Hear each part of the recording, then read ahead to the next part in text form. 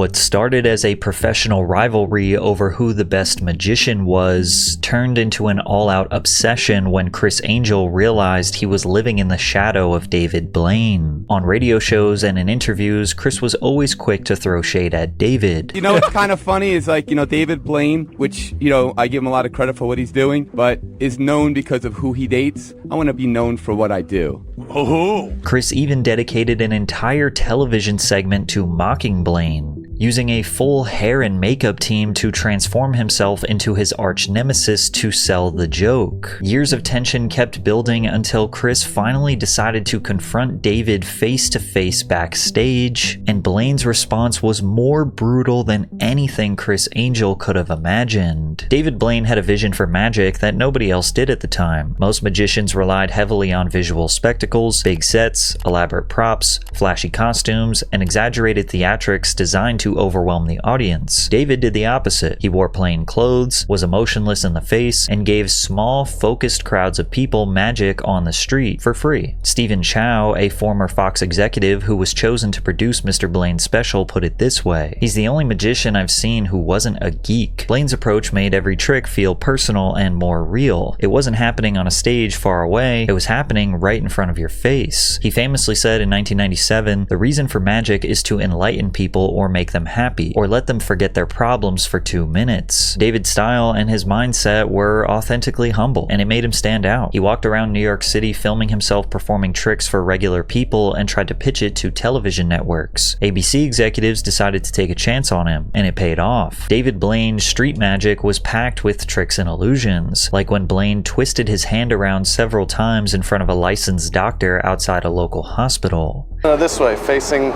towards you. The other way. Turn to the left. Yeah, more to the left. Twist it so it's straight. All right, now move your foot back a little bit so you can see this. Yeah. Twist your hand inwards a little bit. Like this. Go ahead. Okay. Inwards, a little bit, slowly. A little bit more. Right. Here's where it starts to get painful. With your left hand, could you grab my right hand? My fingers? With my left hand? Yeah, grab my fingers and twist them a little bit more. Okay. Yeah. Keep going. Keep going. Ow. Keep going. A little bit more. Yeah, keep going. Out. No. No, keep going. Keep pushing. Keep going. Yeah. I want to keep going. Hey, David, keep going. No, keep going. Keep going. You hear that crack? The show became a resounding success not just because of the tricks, but rather the stunned responses from each small audience. 13. All right, 1, 2, 3, 5, 6, 7, 8, 9, 10, 11, 12. See, it's as soon as you connect it, that's when it happens. See, where's the card? See what I'm saying? They switch it from hand to hand. That's what it is. Here, look, check it out. Watch like this. Ready? Look, watch. Watch this. Ready? Just watch this move. Look. No, look. Watch. Look. Here's the switch, right? It's right here, right? All right. See that? That's the move, right? Yo, I'm gonna give you something. Hold this. I got something for you, man. I got a little treat, like a present for you. Oh! I didn't even know.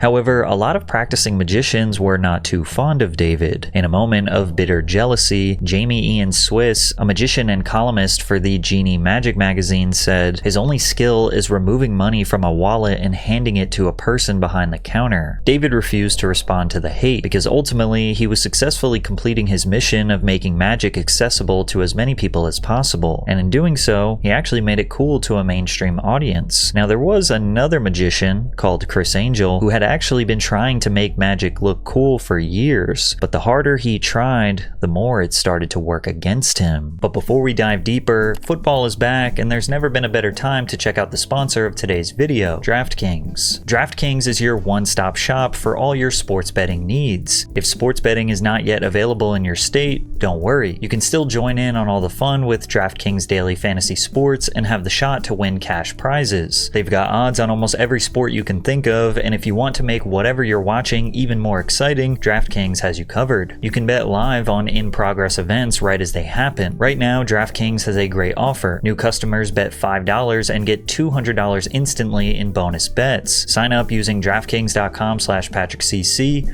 or use my promo code PatrickCC.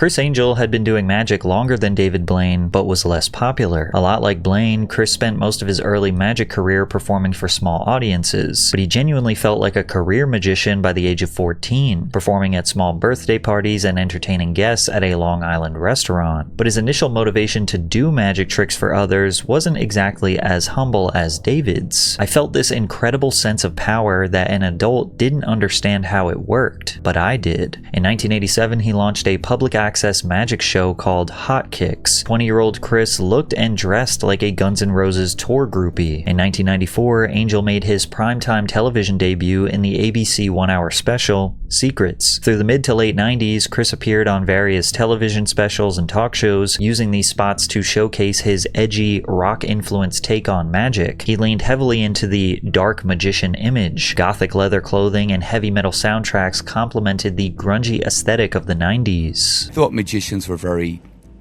cheesy, quite honestly. I was much more about the generation of MTV, Zeppelin and, some of the 80s bands and, music and that culture and that vibe and that energy that you got from it, and magicians weren't doing that. Now, there was no structured career path to being a successful magician. Unlike musicians or actors, magicians didn't have a thriving mainstream pipeline. There were no Netflix specials, no social media clips to go viral overnight, and TV networks only greenlit magic shows sparingly. If you weren't already a big-name magician, such as Copperfield or Penn and Teller, you had to get extremely creative to market yourself and make money. And for someone like Criss, who basically wanted to be the first rock star magician, the market was even narrower. Despite the odds being stacked against him, Criss had an incredible drive. He was well into his 30s, still fully dedicated to making this dream into a career. Meanwhile, David Blaine rapidly passed him in popularity. Blaine's ABC show made him a household name, and he quickly shifted from simple card tricks to unbelievable endurance stunts that blurred the line between illusion and human survival. Unlike a magic trick where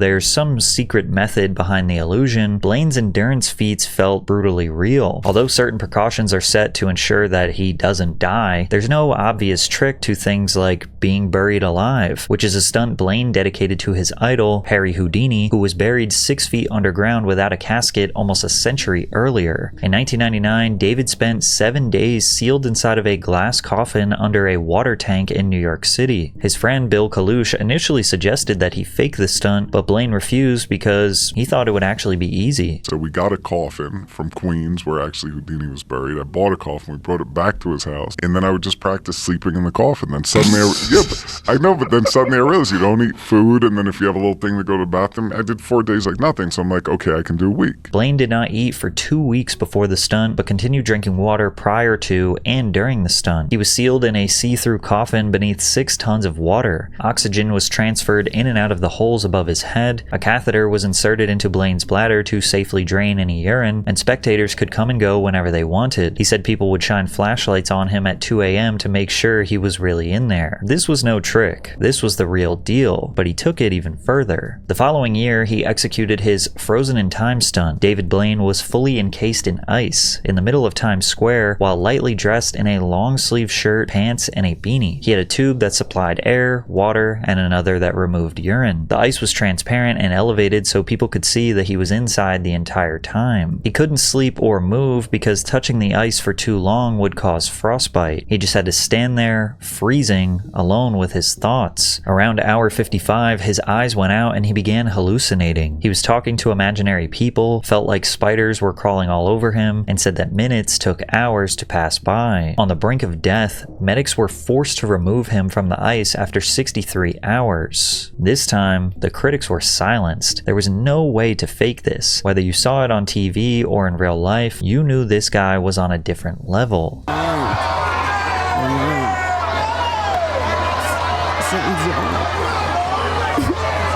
What's interesting is that almost immediately after Frozen in Time, Criss Angel performed a somewhat similar stunt. He spent 24 hours submerged in a tank of water, also in the middle of Times Square. Now at the time, Criss wasn't known for endurance feats. He was actually still promoting his theater show, Criss Angel Mind Freak, off-Broadway, and reviews were not so great. Though in interviews, Angel has poo-pooed the cheesy nature of standard magic shows, his disappearances, quick changes, and levitations are really standard Blackstone, Copperfield, Cloverfield stuff, a bit of a letdown considering the impressive costumes and postmodern flashiness. Criss's career was headed in the wrong direction, so is it fair to assume that he may have taken inspiration from the guy who was getting worldwide praise in the same field? In 2002, Criss put himself in handcuffs and shackles, then submerged himself underwater in a cramped chamber. The entire time he breathed through an air hose and occasionally interacted with spectators through the glass. And of course, in the video edit, they had to include someone saying that David was inferior to Criss Angel. I think he's better than David Blaine in my opinion.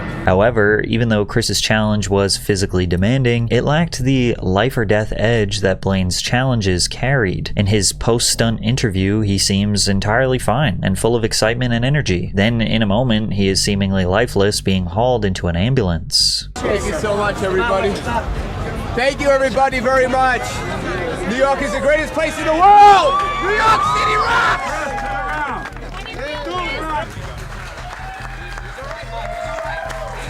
Even if someone thought Criss and David might be neck and neck when it comes to who can push the limits of the human body further, David would quickly prove that there was no competition. In the middle of Manhattan, Blaine stood atop a 2-foot wide pillar nearly 10 stories tall for 2 days and 2 nights. No food, no water, no sleep, and nothing to sit or lean on. There was also no safety net or precautions set in place in case he fell. Most people could not stand for 35 hours straight, let alone being 100 feet in the air, constantly battling the wind. In his 2003 stunt, Above the Below, he'd be confined in a 3-foot by 7-foot by 7-foot transparent plexiglass block suspended 30 feet in the air in London. His goal was to stay in this box for over a month with no food, access to bathrooms, just enough resources to survive, and he lasted 44 days. This has been one of the most important experiences in my life.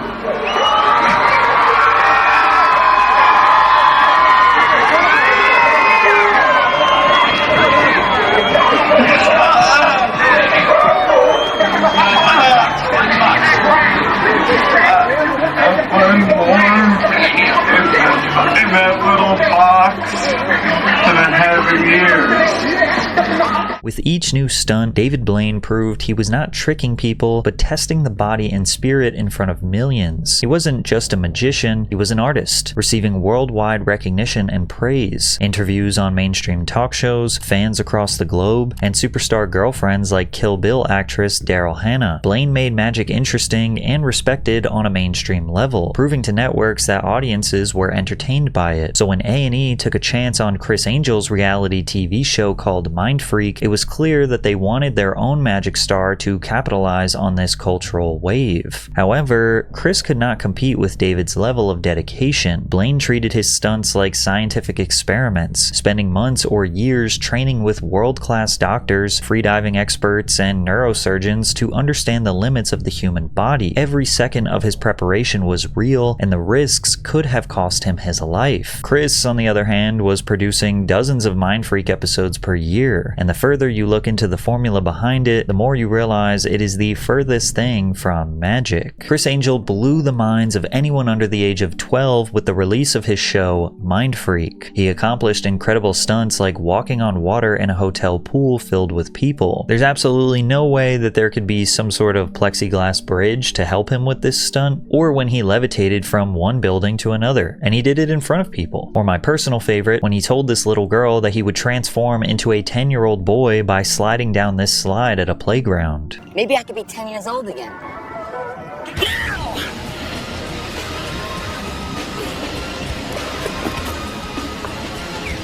How'd you do that? Magic. Criss Angel also consistently claimed that he could walk through solid objects, such as doors or closed windows. I've proven that a solid can pass through a solid. I've demonstrated it literally when I passed through storefront windows.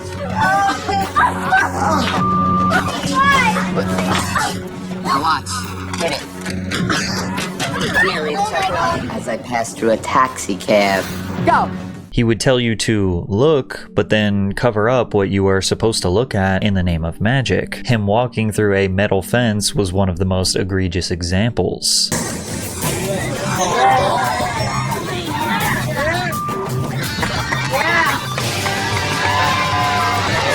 And And of course, a magician is never supposed to reveal his secrets. But the problem is, magicians have an unspoken agreement with their audience. We know it's an illusion, but we also know it's possible with skill, misdirection, or ingenuity. Mind Freak didn't feature illusions you could admire or potentially recreate. It was nothing more than a product of crappy reality TV. The key components that made Mind Freak work had nothing to do with Criss Angel actually defying physics. Firstly, the show relied heavily on stooges, which is the term for paid actors pretending to be random bystanders who would gasp and scream right on cue.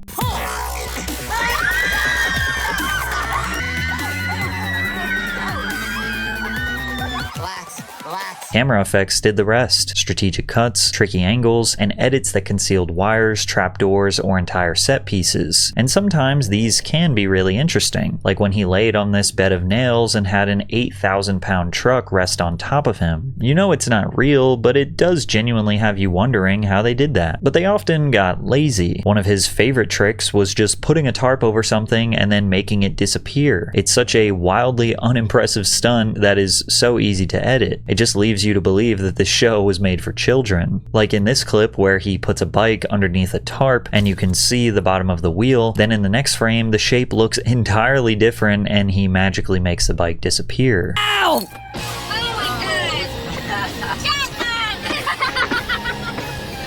Man, there's gotta be something here. You looking up there for that right now in front of my face. I swear half of this show was just him covering things up with a tarp and making it disappear and then levitating to his next stunt. And then there were the Mind Freak consultants, which were basically just actors that were hired to provide testimonials that everything he was doing was real and high stakes. There's real danger involved with this, and I try to talk him out of doing this. Criss Angel is certainly one to help people escape from the everyday mundane with the stunts that he performs. Criss has played with fire before, and he's not been burned. Maybe a little bit, but not enough to hurt and kill him. This time, he's putting himself in a situation. Why? Because it's not enough.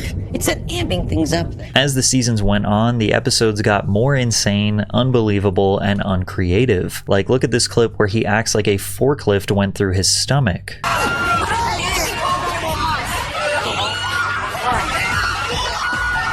Or when he cut a woman in half. Pull right now. Let's pull.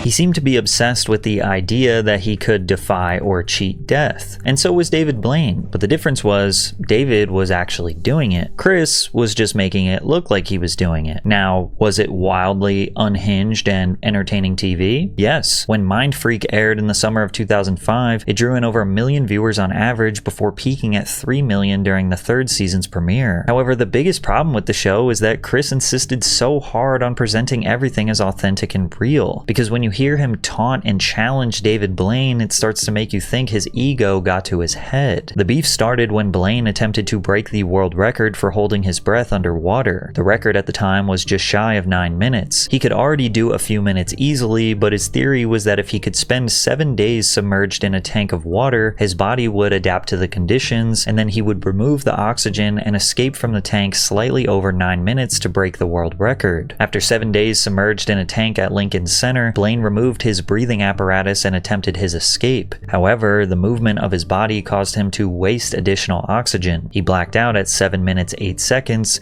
and had to be saved, making the stunt a failure. Criss Angel took this moment to claim that David was copying his 24 hours underwater stunt from 2002. Well, I think he just did something that wasn't so successful. What, the orb thing? In water. It was like, dude. It's like, what? He's in a big, goldfish bowl for what? It was 2 days, 3 days? It was a long time. The thing is, I did it already, and it's just weird why. And you did it more spectacular. Whatever. You know, he's a good guy. I wish him the best. You could tell he had been waiting for a reason to call him out. You know what he's going through, and I just, for the life of me, I don't understand why he is doing something that's been done before. I don't know if he's running out of stuff. Now, the two stunts were very different. Criss did 24 hours underwater just to make a grand escape, whereas Blaine did 7 days. Plus, he was trying to break the record for holding one's breath. And Criss's 24-hour stunt came after Blaine's stunt, where he was encased in ice for over 2 days. It is wild for Criss to compare the one time he did an endurance feat to any of David's, but he didn't stop there. You know, just to cut to the chase, I respect David. You know, he is a creation of television and did a fantastic job doing what he does. I'm willing, and I've said this before, I think his biggest fear is me. Because I'm the real deal. The guy who pretends he can fly and cut people in half for a living, who hires actors to react to it and uses heavy special effects to create the illusion, calling himself the real deal, is bold. He also claimed that David talked badly about him in the press, and I looked extremely hard to find proof of that, but I could not. I'm willing to put everything on the line because, you know, the truth of the matter is he talked a big game in the public about me. It was on the radio, and, you know, but when it came down to it, we tried to contact him to set it up. He wanted no part of it. So I'm just the type of person that, you know, what I do is what I say, what I say is what I do, and I just expect people to, you know, be the same. And unfortunately, he wasn't. But anytime, you know, I'm willing. I'll quit my career if I lose. I'm totally serious. I mean, anything he'll do, you'll do. Anything he wants to do, anytime, any place. Criss was hellbent on having some sort of trick-for-trick magic duel like they were boxers in a ring. He insisted on turning magic into a competition, and no true magic fan is sitting at home saying, my favorite magician could beat your favorite magician. It's not like sports where you keep score and crown a champion. It's about creating wonder, mystery, and letting an audience suspend their disbelief for a moment. Plus, I found no evidence of this magic duel that he claims David was running from. He even had the audacity to claim that David Blaine, who was much more famous than Criss Angel, was only popular because he was dating superstar models and actresses. You know, what's kind of funny is, like, you know, David Blaine, which, you know, I give him a lot of credit for what he's doing, but is known because of who he dates. I want to be known for what I do. What makes this criticism even worse is that Criss Angel was the one dating way more high-profile women. Britney Spears, Cameron Diaz, Lindsay Lohan, Paris Hilton, just to name a few. It was starting to look more and more like Criss was just jealous. David had performed for sitting presidents in the White House, like when he had a funny interaction with George Bush, shaking his arms and managing to steal his watch with some sleight of hand. Say a number from 1. Well, think of a number from 1 to 20. Yeah, got it. 17? Here, I got a present for you. Was it 17? Right, it was 17? Yeah. But I have a present for Mr. President. It's Oh, God. I took my watch off. Meanwhile, Criss Angel brought in a Barack Obama impersonator and acted like it was really him. David never responded to any of Criss's criticism, but Criss was on a warpath. He was determined to send a message to Blaine, something that he would have to respond to, so he dedicated an entire segment on his show Mind Freak to making fun of David Blaine. In the episode, Criss did a full hair and makeup transformation to make him look exactly like David. Then he mimicked his stoic voice and demeanor in a way that made him seem boring and dry. I don't know if I can get off. It's kind of hard. Watch.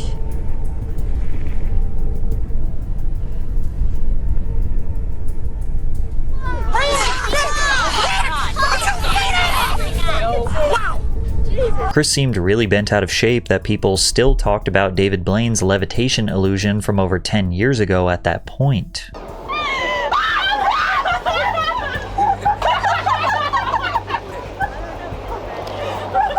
Criss is clearly upset that the only time people talk about his levitations, they mention how obviously fake they are. Are we really supposed to believe this man floated Shaquille O'Neal over a house? Like, what are we talking about here? Throughout the sketch, Criss set up multiple failed tricks to make it seem like David was terrible at the craft.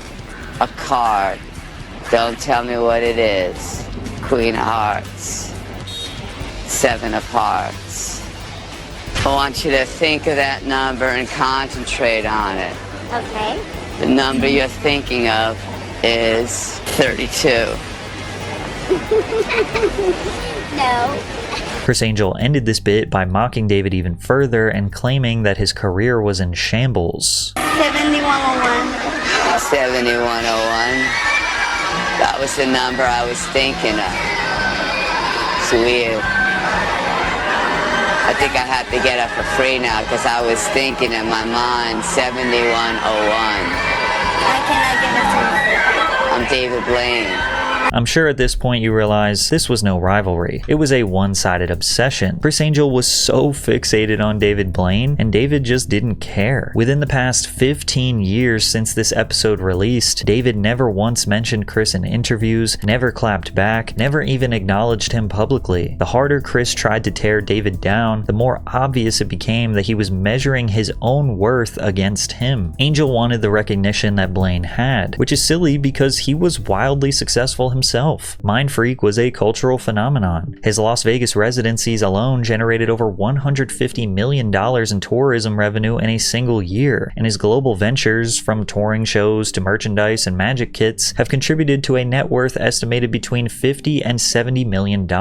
Clearly, there was plenty of room in the world for two magicians to be wildly successful, but Criss never let it go. They went in their separate directions for over a decade, both having successful TV shows, one where David does tricks like actually inserting a needle all the way through his hand, and one where Criss Angel still pretends to rip people in half. They both continued to have wildly successful Las Vegas live shows, but ultimately, after all this time, Criss Angel just could not get David Blaine out of his head. And recently, Criss would open up for the first time about his obsession on Steve-O's Wild Ride podcast, sharing that he always felt like he deserved to be on the throne. Listen, David Blaine, I give props to. He came out, did street magic, blew up before I did. Give him all the props in the world. When he was coming up, I was very aggressive because I had a dream, I had a vision in my mind, I wanted to accomplish it. Whatever David is doing, I can do it. And I'll do it side by side with him. I guarantee you that whatever he does, I'll last longer, I'll do it better, I'll do whatever. Because I was committed to give my life to beating him or anyone else. Because I had something so bad that I wanted, and he had it. So he had a big target on his head. This is the most honest Criss has been with himself in a long time. He admits that he saw David as a competitive target and that he had the status that Criss always wanted. However, he failed to understand that he created an extremely one-sided rivalry, which is why it was extremely awkward when he approached David Blaine backstage in 2023 after never meeting in person for their entire lives. I saw him and I went to his show and I was like, dude, I just want to wipe the slate clean. I've never met you before, so I just want to say, no hard feelings. I apologize for anything that might have offended you or anything like that. I took off. I had a beautiful,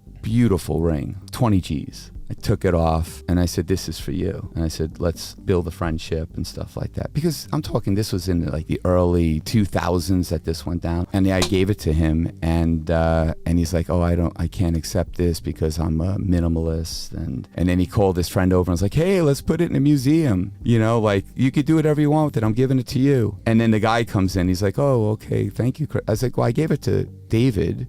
Yeah. If he wants to give it to you, that's his business because it's a gift from me. And then I was like, hey, let's do a picture. And he's like, oh, I can't do a picture with just you and me alone. And it's just bizarre, dude. Just bizarre behavior. And it's like, dude, grow up. Criss failing to understand why David wants nothing to do with him is peak delusion, and continuing to claim that it was David who was in the wrong is dangerous levels of coping. It wasn't like we had a fist fight. It's not like we ever even met before. It's not like we ever even had a conversation on the phone. Nothing. It was just some banter in the press because I wanted to succeed. And, he's ripped me off with stuff that I've done. I've been underwater for 24 hours, then he borrowed that, and then he did it later, which is totally cool. God bless him. It's not a big deal. Criss Angel always wanted David Blaine to validate him as an equal, or even as a rival, but David never gave him that satisfaction. Not once did Blaine clap back in an interview, never acknowledged him in the press, never even hinted that Criss was on his radar, and that silence spoke louder than anything. To David, there was no rivalry, no competition, nothing to respond to, and since Criss was incredibly successful himself, he had to sit there and justify why why David wanted nothing to do with him. Oh, he must be the weird one. Oh, he is insecure about copying me. Or he is afraid of facing me in a magic duel. He spent years projecting his insecurities onto someone who just didn't care. David simply went about his career, unbothered. Criss thought that once they finally met in real life after over 20 years, he will get the response he wanted. And better yet, he could be seen as the better person for squashing the beef. But instead of finally getting closure, he was met with the same thing he'd always gotten from David Blaine. Nothing. And nothing stings more than realizing your greatest rival never even saw you as one.